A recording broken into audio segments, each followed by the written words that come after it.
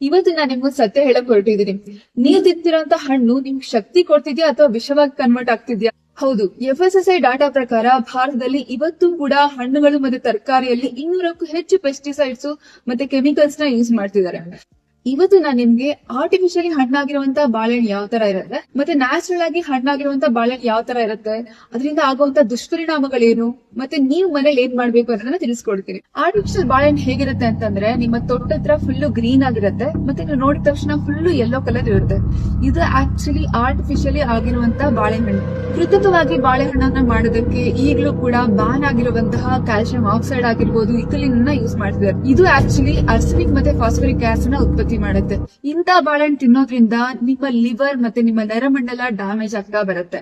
ಮತ್ತೆ ಇಂತ ಬಾಳೆಹಣ್ಣಲ್ಲಿ ನಿಜವಾಗ್ಲೂ ವೈಟಮಿನ್ ಎನೂ ಇರಲ್ಲ, ವೈಟಮಿನ್ ಸಿನೂ ಇರಲ್ಲ, ಮತ್ತೆ ಫೈಬರ್ಸ್ ಬೇಗ ಬ್ರೇಕ್ ಡೌನ್ ಆಗೋದ್ರಿಂದ ನೀವು ಬಾಳೆಹಣ್ಣು ತಿಂದಾಗ ಆಕ್ಚುಲಿ ಶುಗರ್ ಸ್ಟೆಬಿಲೈಸ್ ಆಗೋದ್ರ ಬದಲು ನಿಮ್ಮ ಶುಗರ್ ಸ್ಪೈಕ್ ಆಗುತ್ತೆ.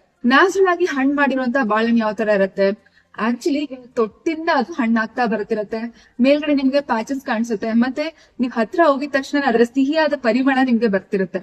ಅಂದ್ರೆ ಅದು ನ್ಯಾಚುರಲ್ ಬಾಳೆಹಣ್ಣು. ಮತ್ತೆ ಮಾರ್ಕೆಟ್ ಅಲ್ಲಿ ಸಿಗುವಂತ ಬಾಳೆಹಣ್ಣು ಆಲ್ಮೋಸ್ಟ್ ಹೀಗೆ ಇರುತ್ತಲ್ಲ, ನಾವೇನ್ ಮಾಡ್ಬೇಕು ಅಂತ ಕೇಳ್ತಿರ್ಬೋದು.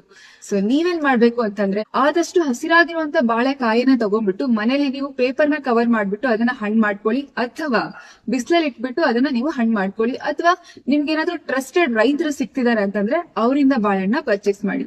ಈ ಆರ್ಟಿಫಿಷಿಯಲಿ ಹಣ್ಣಾಗಿರುವಂತ ಬಾಳೆಹಣ್ಣ ತಿನ್ನೋದನ್ನ ಬಿಟ್ಟು ನ್ಯಾಚುರಲ್ ಆಗಿ ಬಾಳೆಹಣ್ಣನ್ನ ಮಾಡ್ಕೊಂಡು ಅಥವಾ ನ್ಯಾಚುರಲ್ ಬಾಳೆಹಣ್ಣನ್ನ ತಿಂದು ಅದರ ಆರೋಗ್ಯಕರ ಬೆನಿಫಿಟ್ಸ್ ನ ತಗೊಳ್ಳಿ. ಮತ್ತೆ ಈ ವಿಷಯನ ನಿಮ್ಮೆಲ್ಲ ಸ್ನೇಹಿತರಿಗೂ ಶೇರ್ ಮಾಡಿ.